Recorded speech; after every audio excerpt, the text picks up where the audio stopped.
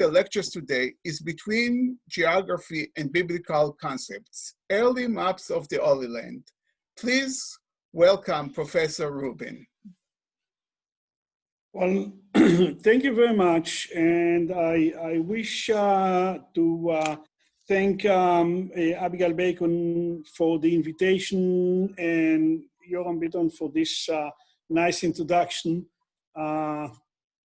And for all the preparation it entailed, for sometimes we are working back and forth on emails to make sure that the presentation will go okay, which I hope it will.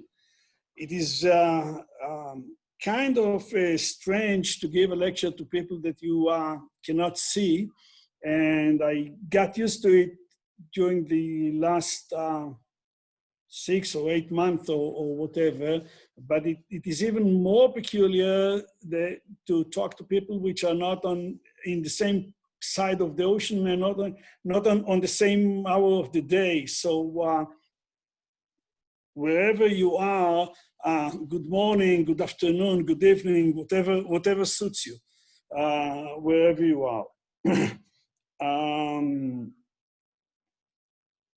The presentation will be kind of a general overview of some aspects, not all the aspects, of the early maps of what we called the land of Israel or the Holy Land, or if we want to be historically and politically correct, Palestine or whatever. And I will try to explain the area that I'm going to talk about, its maps and mapping in a moment. However, while working on these topics, I used several large collections and some private collections as well, both here in Israel and in other places. But the main collection that I used, the one which helped me in the best way, was the Eran Laor Cartographic collection at the National Library of Jerusalem. It is an enormous collection started by the late Mr. Eran Laor. And what you see on the screen is the book version of the catalog, and below the link to the website of the map collection. You don't have to write down, because if you will Google NLI, you will find the National Library of Israel. And if you check there for the map collection, you will find it. And you will be able to see so many nice and interesting maps that we can hardly imagine. Yet, while working on this presentation, I realized that the HUC library has its own map collection, and I asked Abigail to send me some images of the map, and that I will be able to use them and to promote, so to speak, the map collection of the HUC library. And I hope you will see that you have some real treasures in your own collection, and you can start there. And I hope it will be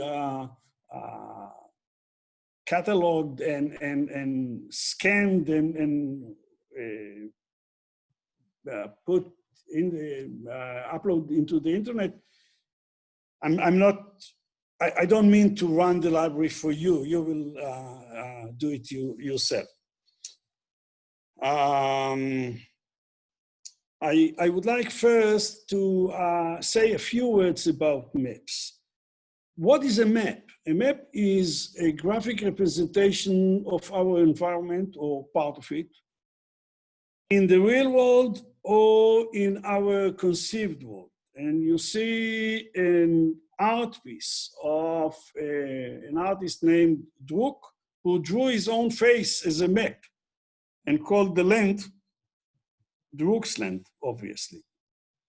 There are many maps of the real world, but there are maps of fantasy, like Treasure Island or the land of the Hobbit, of the Lord of the Rings, or of other things. If you have kids, then there is a map of the island of Peter Pan, and so on and so on. So what I will try to do is to discuss maps of this area, the area by and large between Egypt and Damascus, and between the Mediterranean coast and Transjordan or the desert, and to show you maps that had been printed from late 15th century, from the early age of printing onwards, and many of them were more conceptual than realistic. So this is the real topic of the presentation. The earliest map of the Holy Land, or actually it is not the earliest, it's the second, but never mind. We usually were saying that this is the earliest representation, graphic representation of the Holy Land, is the Madaba mosaic map. Madaba is a small place in Jordan, about a quarter of an hour drive from Amman towards Mount Nebo. And there in this small townlet, there are several churches, and one of them is built on top of a Byzantine church. And this Byzantine church was decorated with a mosaic, which presented a map of the Holy Land from the Nile Delta here, through Gaza and Ashkelon and Azotus, Ashdod, and the Jordan and the Dead Sea, and a bit of Transjordan and a bit of the desert, and Jerusalem in the center, and Shechem, Neapolis, modern Nablus in Arabic, and it went on and on, at least to what is today Lebanon, because we know that there was another small piece that was excavated in another building, which presented Tzarfat of Elijah, or Sarepta, or in the Byzantine period, or Sarafend, as they call it today in Lebanon. And this is Jerusalem, which is the centerpiece of this map. There are more maps from medieval times. There are about 15 or so maps from the period of the Crusades, but I will jump over and go directly to the early printed maps. The first printed map of the Holy Land was printed in 1486 in the book of Bernhard von Breidenbach, a German priest who went on a pilgrimage with a whole group of highly church officials. And we have 4 or 5 different diaries from the same pilgrimage that he was part of. He took with him a professional painter who took sketches, and his book is a wonderful book. It was printed in Latin in 1486, and in the years coming right after, in German and in French and in Italian and whatever. And several years ago, a lady wrote a PhD in Harvard, I guess, that came out as a book about the pilgrimage. The book is wonderfully decorated with many sites. And the centerpiece of the book is a fold-in, large, long, not a page, but 3 pages glued to each other, showing the map from the Delta, the Nile Delta on the right to Damascus on the left, with Jerusalem in the center. It is very, there is something strange in it, because the map, the whole map is looking from the Mediterranean, from west to east. But Jerusalem is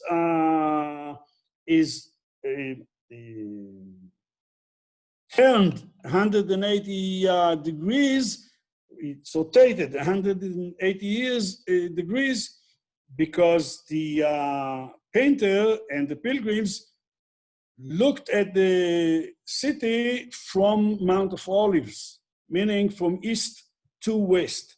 But we can see here the temple, the Dome of the Rock, Temple Mount, Al-Aqsa, the Church of Holy Sepulchre. For those of you who visited Jerusalem, I guess not a few in this audience, the Migdal David, the citadel of Jerusalem, and so on. And it is very easy to recognize Jerusalem when you look at the map. Now, the question is, what did they, who were the people? Most of the people who drew maps of Jerusalem in Europe during the 16th, 17th, 18th century did not bother to go to the Holy Land. Most of them sat in their own homes, like I'm sitting now in Europe, and they were great scholars. They knew the Bible. Many, by the way, if I didn't say, most of the maps and most of the map makers were Christians, obviously. There is an issue of Catholics versus Protestants, but I will not go into this today. It is an important and interesting thing. They knew the Bible very well. Many of them in the age of humanism knew Hebrew and knew Jewish sources as well. And from time to time, you can see even Hebrew letterings here and there. And what did they try to show on the maps? The basic level is the map of Canaan. And you can see in the lower right corner of the map, it says the land of Canaan. Now, the land of Canaan is before the Israelites. So when I'm going into the details, you will see the land of the 7 people of Canaan, the Girgashites and the Hivites and the Jebusites and the Hittites. And I tried to mark them so it will be more easy to follow. You can see that on the lower part, you see also the winding route of the 40 years of wanderings in the desert, and I will relate to this in a moment. A second interesting issue is the, and here again you can see the land of the Hittite and the Aradi and the Yevusi and so on and so on. And above this you can see the 12 tribes that we will talk about them in a moment, like Zabulon, for example, here or here. So it is the map has nothing to do whatsoever with the Turkish Empire and the division of this remote colony of the Ottoman Empire to what is called sanjaks or vilayets or whatever. It is entirely biblical in the way the map looks. Now, a second issue. Last week, we read in Parashat HaShavua about Lot and Abraham. And Abraham said to Lot, look, whatever you want, if you will go right, I will go left. And I'm not sure that I know the Bible in English. I'm sure I'm not. But וירא לוט את כיכר הירדן והיא כולה משקה. Lot looked at the Jordan Valley and saw that it is so nice and well watered. So look at the map on the left side and then look at the detail on the right side, and you will see the Jordan River going into a nice sweetwater lake and several towns around it. 5 times. Sela he Tzoar, Seboim, Adama, Sodom, and Gomorrah.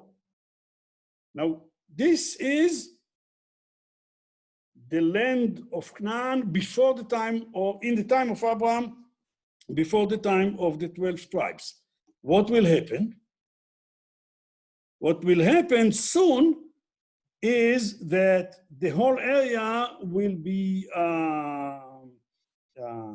destroyed under the wrath of God because of the Sodomites, and the Dead Sea will be created. So here, the Dead Sea. Now, see what happened in a map from the late 15th century, an Italian map. You see that there is a rain of fire and sulfur and whatever, and the 4 cities are drowned into the Dead Sea. Zoar was not. That's according to the Bible. Now, see how it was drawn on a map, the Dead Sea. Now it is called in Latin the Dead Sea, the Sea of Salt, and the Sea of Asphalt, and the 4 large bonfires. The 4 cities are 4 large bonfires under the water. So this is the second issue which occurred on the maps time and again. Another issue is the 40 years of wandering in the desert. I will point the route here, and then I will enlarge it.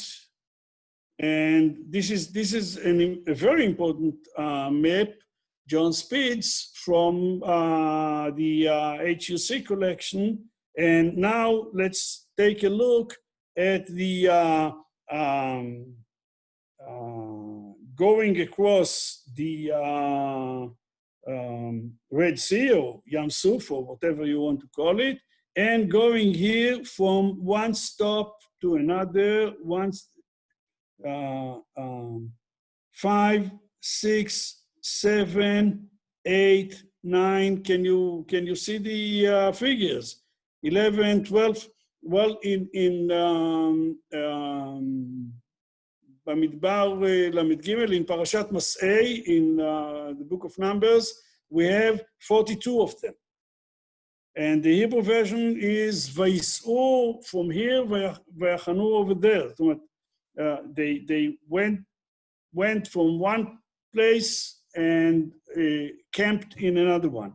Now, in order to put 40 years and 42 stops in the desert, different artists did all kinds of serpentines and going back and forth. But pay attention here. You can read the name of God in Hebrew letterings. This is Mount Sinai. This is the image of God, and this is Moses receiving the tablets. So, and this is the way the camp was arranged, with 3 tribes on each side of the camp, and all these people who were, Augustin Calmet is a Catholic scholar in France, and none of them was Jewish. I will get to Jewish map in a couple of moments, but all these are entirely Christian people who knew very well the Bible and did not know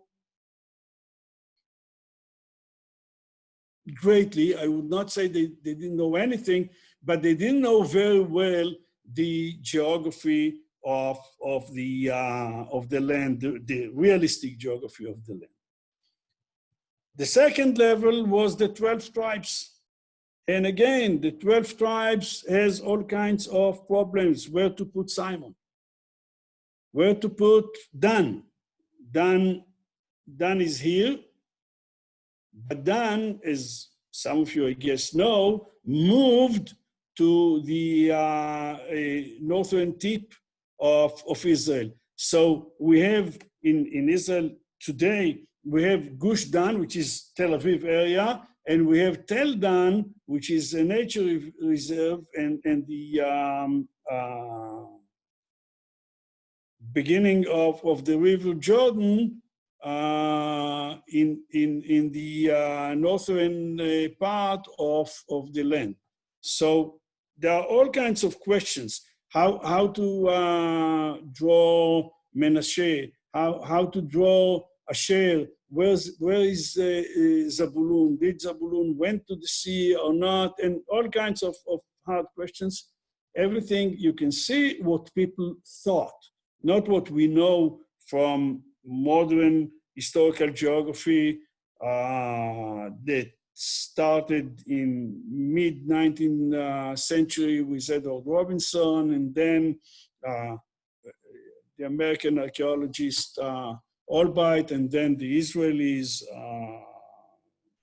Aaroni and Aviona, and Kalai, and others, and people are still working on this issue, on these issues, but I'm not referring to this. And you can see while I'm traveling through the maps that the Dead Sea has many different shapes. Each map, because they didn't know a thing on the Dead Sea. Now there is the after the 12 tribes, there is the kingdom of Judea, and the king here is Regnum Judaeum and Regnum Israel, and they are overlapping this. And we can see the map of HUC-JIR. On the left is a version from HUC, and on the right the version from the National Library in Israel, and they are not exactly the same. There are minor differences. You can see that here there is the altar, and here there is something else. And a lot of artistic work was dedicated to what we call the cartouche, the signature. And in this map, there are even 2. So you can see on the top left and on the lower right corner. So they put a lot of maps in Bibles. And at a certain point, Bibles used to be expensive, large books that were for many people, the only book that they had at home. And in many of them, there was the phenomena that there were a series of maps. The Garden of Eden in the book of Genesis, and the allotment of the tribes in Joshua, and the kingdom of David and Solomon in the first book of Kings or in Samuel, and the kingdoms of Judah and Israel in the second book of Kings.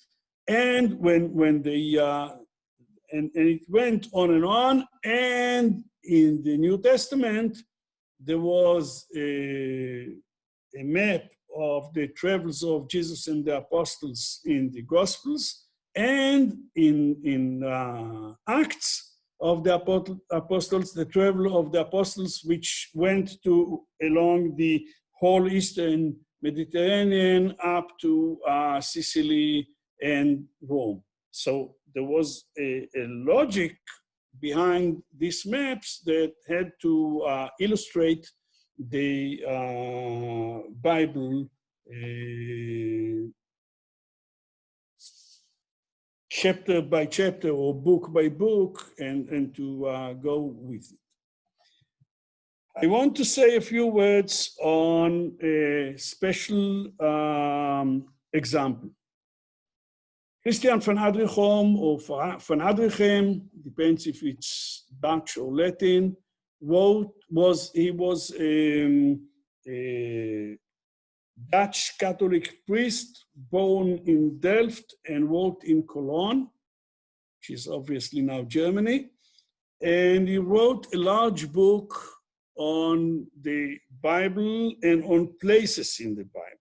He arranged this book from A to Z, from Asher to Zabulun, and each page of the book is arranged in an alphabetical order, and he said something about each place name that he found in the Bible, what he knew, what were his sources on the left, and just a small place. I guess at least you know the name Bet El on the top and the name Bet Horon below. Bet Oanaba is more problematic, so we can see the nature of the book. To the book, he attached a large map, which I like very much. And this map going from Damascus to the Nile, and it is dotted with many sites that are mentioned in the Bible. And in many places, it is not only dotted with place names, but with tiny pictograms, tiny drawings that show scenes from the Bible. And obviously, whenever I say Bible, it includes the New Testament. So let's see some examples. This is the 40 years of travels. You can see the crossing of Yam Suf, and winding like this. And when he got to this point, he saw that he didn't have enough place. So the winding became more sharp in order to give enough space for all the places. Now you can see here, like we saw before, the encampments, and obviously we have here Mount Sinai and Mount Horeb, and what Jews didn't put in their maps, the golden calf, and all kinds of other things. And you can see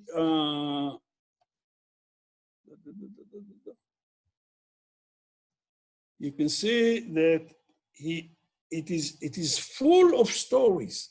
Now, this is the way that by reading the map, actually you're reading the Bible. Art historians usually say that the painting of icons and painting on the walls of churches is Bible for the poor people. This is the Latin term. So here, reading the map, we should read the map as an aid for reading the Bible and to help the reader to understand the Bible more. Now here, obviously what we have is Jonah and the whale. I know that the Bible said a big fish, but usually we say Jonah and the whale. And we can see here Elijah on Mount Carmel and Nazareth, obviously. And here we can see the northern Galilee, the beginning of the Jordan, which always, it's Jordanis in Latin, so obviously it's Yor and Dan, going like this. By the way, it is coming from a Jewish rabbinical source, and this is the Mei Merom, which is the Hula Lake, which does not exist anymore, and here is the Sea of Galilee. Now, for the Christian, Sea of Galilee is full with stories about Jesus and the disciples, and he's going on the water, and so on and so on. And here's the miracle with the pigs, and here is Mount Beatitude, where Jesus said he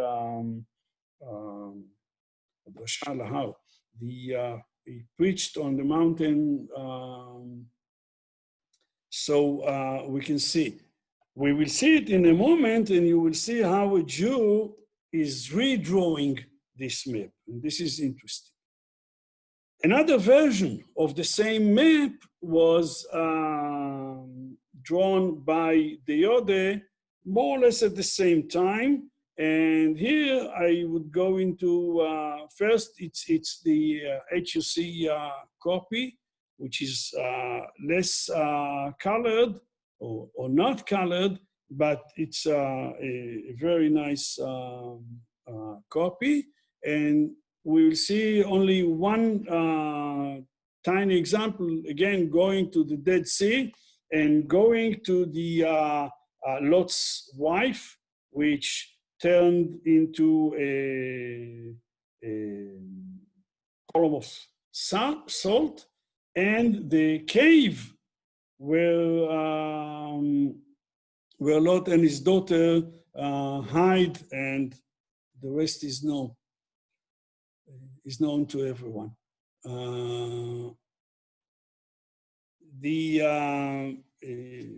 50 years later, Thomas Fuller, an English scholar, wrote a book, A Pisgah Site of Palestine. Pisgah is the Hebrew term of the summit, obviously the summit of Nebo, where Moses looked at the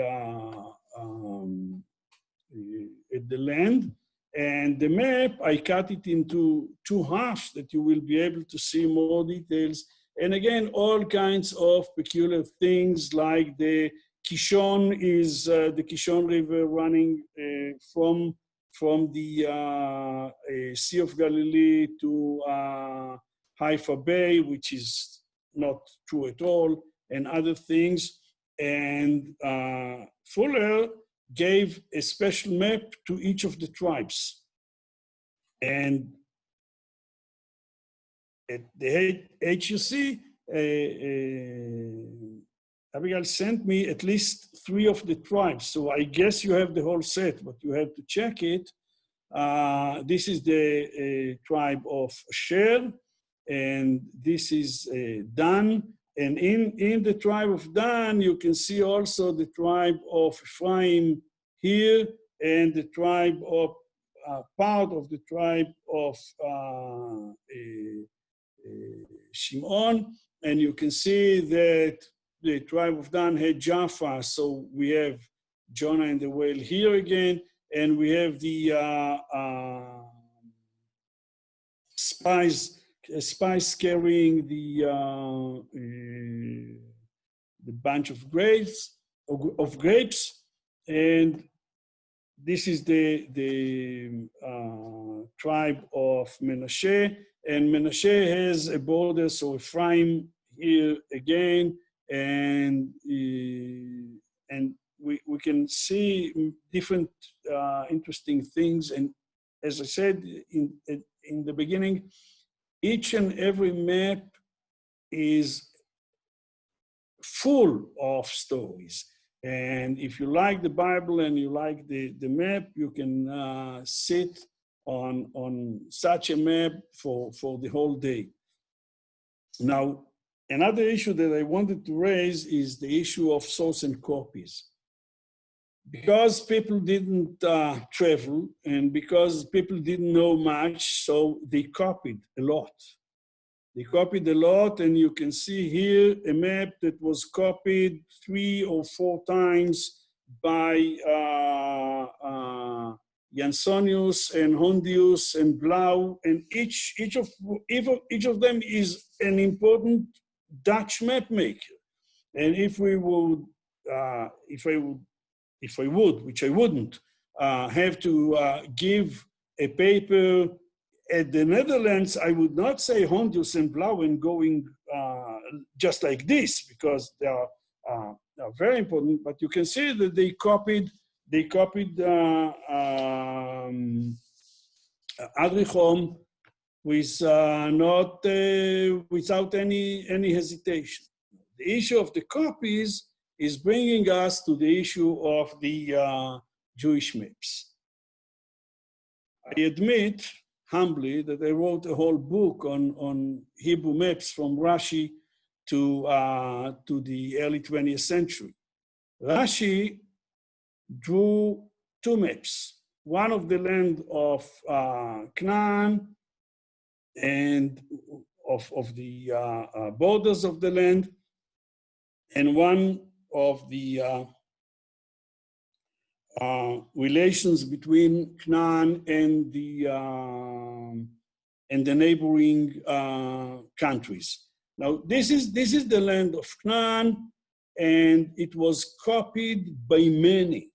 And this is the basic of the rabbinical conservative way of depicting the Holy Land as a diagram. Simple square. But at a certain point, Jews started to copy maps of European Christian map makers. This map was thought as the earliest one among them. I found another one which is earlier, but it doesn't matter, we will not discuss it today. And it was drawn and printed by this man, Yaakov, son of Abraham Tzaddik. He was a Portuguese Jew in Amsterdam, and he wrote this long text in his map here. He wrote this long text, and he said, admittedly, quite openly, I found among the Gentiles a drawing of the land of Canaan, and I found it very interesting. So I took a lot of effort to copy it and to translate it and to check that there will not be anything in the map which is forbidden for us, which is against our Torah. And everything that I have to exchange the names and so on and so on. So what he did actually is copying the map of Adrichom, translating it, and changing anything which is Christian that will be fine for Jews. With a little sense of humor, I would say that he made a kosher version of Adrichom's map. Now, look at the thing. It's the same Dead Sea. It's the same Dead Sea with an Hebrew caption, which is not exactly, but rather similar, but the shape is exactly the same. And the four large bonfires for the destroyed city is the same. When we are going to the Sea of Galilee, it's different. In the Sea of Galilee, he has to clean, to wipe out all the Christian traditions. So the mountain north of the Sea of Galilee, where Jesus gave an important speech, is just a mountain. Here, Jesus on the top of the mountain with his disciples. But here, it's just a mountain. All these sacred fishing boats are absent, and so on. So it is interesting. And the same map, or not exactly the same map, was copied again towards the end of this century by Avraham ben Yaakov. He was a formerly Catholic priest who was converted into Judaism in Amsterdam, and he was a copper engraver and an artist. And he prepared a map for the Passover Haggadah, and he copied, and you have a nice copy in HUC. And this map is very famous, and the Haggadah was copied time and again till the 20th century. Many copied and reprinted issues of this Haggadah and of this map. And you can see that he copied the map indirectly, not from Adrichom, but from the map of Blau, who copied it from Hondius. And look at Moses and Aaron here and see them here on the front piece of the Haggadah in slightly different. So we covered some issues of the history of maps and map making, the biblical topics, the idea that the maps were much more dedicated to the Bible than to the realistic geography, the copying and recopying, and the copying by Jews who tried to make kosher maps out of maps that were drawn and printed originally by Christian scholars, some of them clergymen. As the Mishnah told us, הזמן קצר והמלאכה מרובה. I'm saying it in Hebrew because the English is written on top. The day is short and the task is great. And it is not up to ours to finish it. So thank you very much. And you can never finish this job. because each and every map has so much to do on it. And I ended up with a map that I didn't talk about, just to have the feeling that we can talk about it more and more and more. Thank you. Thank you so much. So we do have a few questions that